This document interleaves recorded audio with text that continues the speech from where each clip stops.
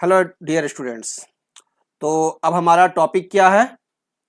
हम लोग का टॉपिक है ओम्स लॉ, है ना। ओम्स लॉ हम लोग को स्टडी करना है। तो देखते हैं ओम्स लॉ। तो सवाल उठ रहा है कि what is Ohm's law. Ohm's law क्या है? एग्जाम में क्वेश्चंस आते हैं बहुत। ओम्स लॉ क्या होता है? ओम्स साहब का कहना था कि जब टेम्परेचर कांस्टेंट हो, इनका कंडीशन इन्होंने सबसे पहले लगाया क्या कि कांस्टेंट टेम्परेचर। क्लियर है? कांस्टेंट टेम्परेचर होना चाहिए, यानी टेम्परेचर वेरिएबल नहीं होना चाहिए कि अभी 40 डिग्री सेल्सियस है तो तुरंत 90 डिग्री सेल्सियस हो जाए, नहीं। जब कांस्टेंट टेम्परेचर रहेगा तो कोई भी कंडक्टर जो है ना, कोई भी कंडक्टर जो है और उसके दो पॉइंट्स के बीच में, ए और बी के बीच में यदि करंट का फ्लो हो रहा है, करंट का क्या हो रहा है? फ्लो हो रहा है।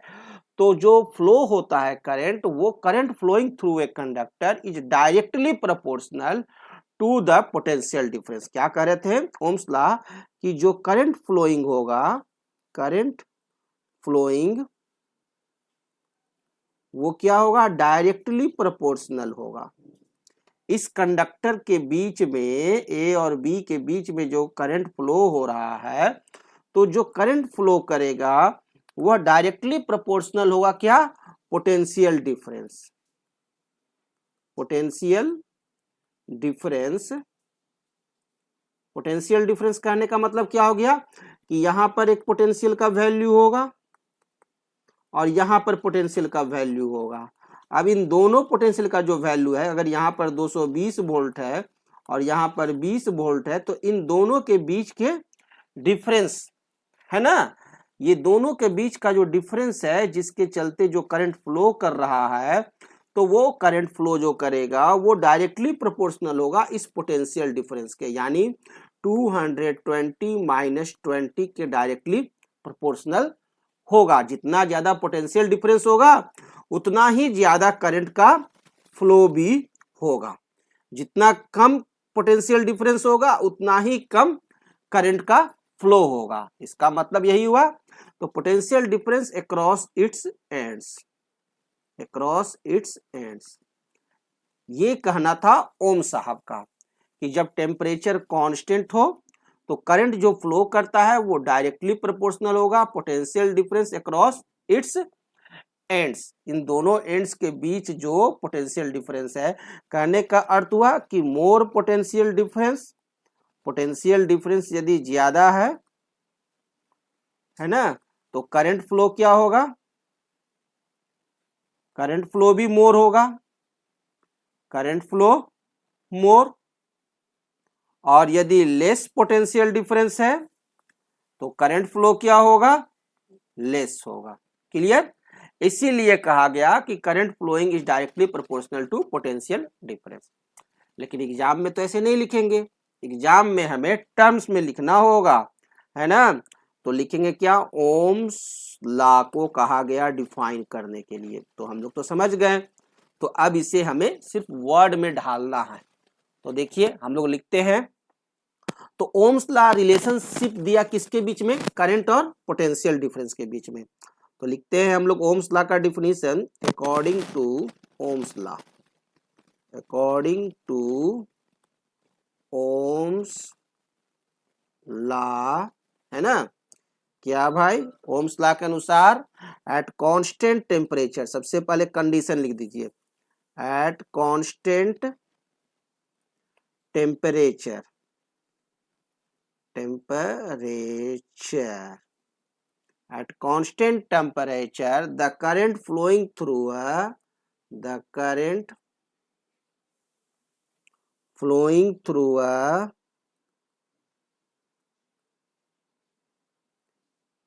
THROUGH through क्या? कंडक्टर। करंट फ्लोइंग कर रहा है कहां? कंडक्टर में। Is directly proportional, is directly proportional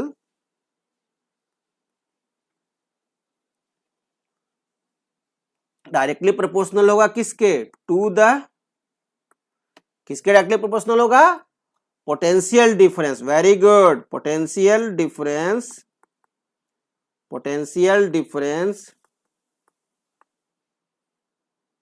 कहां पर potential difference, across, across its ends, clear. तो ये डिफिनीशन है, ये आप याद रखेंगे, सो सिंपल है। एक बार मैं फिर से आपको रिसाइट कराता हूं कि ओम्स लॉ जो होते हैं वो क्या होते हैं, eight constant temperature the current flowing through a conductor is directly proportional to the potential difference across its ends। तो ये डिफिनीशन हो गया in the term of words. अब इसे हम लोग मैथमेटिकल टर्म्स में लिखते हैं। तो मैथमेटिकल टर्म्स में आपका जो ओम्स लॉ है ना, वह ओम्स लॉ जो मैथमेटिकल टर्म्स में क्या हो जाएगा, हमारा क्या कहा गया, करंट इज डायरेक्टली प्रोपोर्शनल, तो करंट को सिंबल आई से डिनोट करते हैं, जानते हैं ना। तो डायरेक्टली प्रोपोर्शनल को हम लोग कैसे डिनोट करते हैं, इस तरह से लिखते हैं, है ना। तो दिस इज डायरेक्टली प्रोपोर्शनल का symbol, I is directly proportional to V, कब, at constant temperature, at constant temperature. सभी को समझ में आ रहा है ना, बहुत आसान हो गया अब आपके लिए, सब याद हो गया, सिर्फ आराम से देखना है।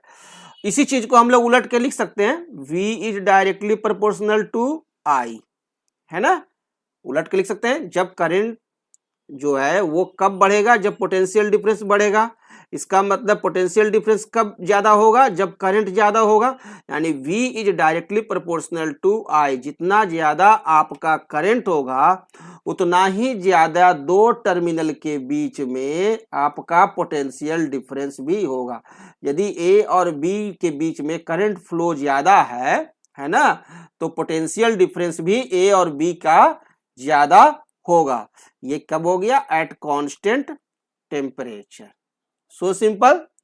तो इसे हम लोग लिख सकते हैं, V is equal to, proportional to को हटा करके अगर इक्वल टू का सिंबल देंगे तो यहां पर एक कांस्टेंट से गुना करना पड़ेगा, और that constant is here R, है ना, इनटू I।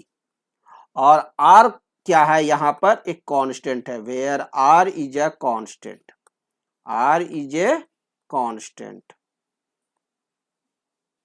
क्लियर। और इस कांस्टेंट को एक टर्म दिया गया है रेजिस्टेंस, इस R को हम लोग कहते क्या है, रेजिस्टेंस, है ना, कॉल्ड, इसे कहते हैं हम लोग resistance of the conductor, resistance of the conductor, इसका क्या नाम है, R का रेजिस्टेंस, क्लियर। और V is equal to R into I, इसको हम लोग लिख सकते हैं V is equal to IR, है ना, V is equal to IR। V माने भान, मारुति भान है यार घूमने के लिए। तो सबसे पुराना और सबसे मस्त गाड़ी है मारुति भान, तो पूछा जा रहा है भान है यार, भ से भी, या से आई और र से आर, तो V is equal to I into R, सभी लोग याद रखेंगे, है ना। और R क्या है, रेजिस्टेंस ऑफ द कंडक्टर। तो देखिए अब यहां से हम रेजिस्टेंस को स्टडी कर सकते हैं, V is equal to IR। अब यहां से हम लिख सकते हैं R is equal to V by I, clear है, R is equal to V by I, जहां पर कि R क्या है आपका रेजिस्टेंस, यानी कहने का अर्थ हो गया क्या, resistance of the conductor is equal to V हमारा क्या है, पोटेंशियल डिफरेंस, पोटेंशियल डिफरेंस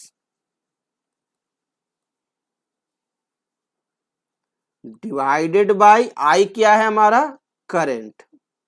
और रेजिस्टेंस जो होता है किसी भी कंडक्टर का वो क्या होता है, कांस्टेंट। ये तो बता ही दिया कि रेजिस्टेंस कांस्टेंट है, इसका मतलब क्या है कि resistance of the conductor is constant, resistance of the conductor जो है, रेजिस्टेंस जो है वो क्या होता है, हमेशा क्या होता है, कांस्टेंट होता है, इज कांस्टेंट। क्लियर, ये तो सभी लोग जान रहे हैं। और दूसरा रेजिस्टेंस जो है वो यहाँ इस फॉर्मूला से साफ पता है कि रेजिस्टेंस जो है वो आपका रेशियो है पोटेंशियल डिफरेंस और करंट का, है ना। तो रेजिस्टेंस को हम लोग डिफाइन कर सकते हैं कि the ratio of so simple, देखिए डिफिनीशन कितना आसान है लिखना, potential difference, the ratio of potential difference applied between the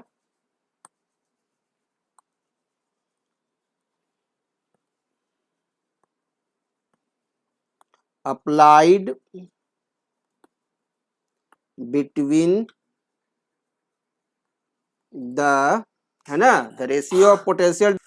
तो देख रहे हैं हम लोग ratio of potential difference applied between the क्या, अप्लाइड बिटवीन द क्या लिखेंगे, जल्दी बताइए, ends of a conductor. Yes, conductor के एंड्स के, है ना, एंड्स ऑफ अ कंडक्टर, ये हो गया फर्स्ट टर्म, है ना, कंडक्टर एंड द, और दूसरा हमारा रहेगा क्या, एंड द करंट फ्लोइंग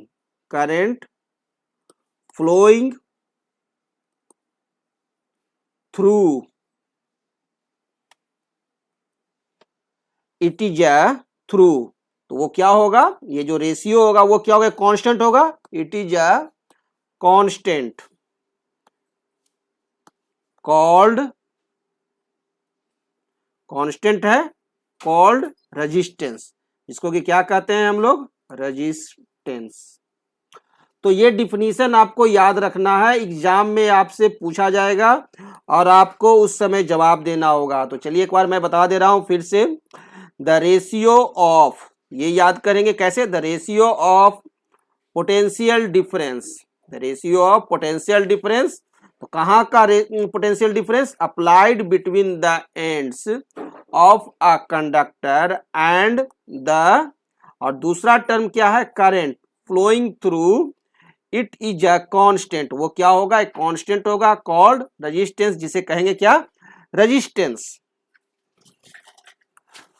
तो अब ये तो आप जान गए कि रेजिस्टेंस क्या होता है, और कोई भी स्ट्रेंथ, इलेक्ट्रिक करंट का जो स्ट्रेंथ होता है, strength of an electric current, है ना, वो डिपेंड किस चीज पर करता है, strength of an electric current, strength of जो इलेक्ट्रिक करंट होता है, इलेक्ट्रिक करंट का जो स्ट्रेंथ होता है, कोई भी दो कंडक्टर्स के बीच में, ए और बी के बीच में जो करंट फ्लो कर रहा है, तो यहाँ इसका जो स्ट्रेंथ होता है ना, वो दो चीजों पर डिपेंड करता है, strength of an electric current in a given conductor, in a given conductor, है ना, कोई भी दिए हुए कंडक्टर में, है ना, और डिपेंड्स करता है, डिपेंड्स ऑन, दो चीजों पर डिपेंड करता है, पहला पोटेंशियल डिफरेंस, पहला क्या, potential difference across the ends of the conductor, clear. एक तो डिपेंड करता है कि पोटेंशियल डिफरेंस कितना है दोनों के बीच का, है ना, ए पर पोटेंशियल डिफरेंस 120 है, तो बी का पोटेंशियल डिफरेंस 20 है, वोल्ट है, ये कितना है इस पर डिपेंड करता है strength of an electric current, की इलेक्ट्रिक करंट का स्ट्रेंथ कितना है। और दूसरा आपका डिपेंड करता है resistance of the conductor, conductor का रेजिस्टेंस कितना है, रेजिस्टेंस ऑफ द कंडक्टर। तो ये याद रखेंगे कि कोई भी सर्किट में और कोई भी दो पॉइंट के बीच में जो करंट जो होता है, उस करंट का जो स्ट्रेंथ होता है वो आपको डिपेंड करता है दो चीजों पर, पहला potential difference across the ends, और दूसरा resistance of the conductor, conductor का रेजिस्टेंस कितना है। सो सिंपल, सबको इसको समझ में आ गया कि आई जो है वो डिपेंड कर रहा है, एक इसका तंबू गड़ा हुआ है किस पर, कि पोटेंशियल डिफरेंस कितना है, दूसरा इसका तंबू गड़ा हुआ है किस पर, कि रेजिस्टेंस कितना है। इन दो चीजों पर क्या आई का स्ट्रेंथ डिपेंड करता है, इसकी ताकत कितनी है ना, कितना ताकतवर का करंट है, वो डिपेंड कर रहा है इन दो चीजों पर। तो 2 minutes break. Okay, thank you.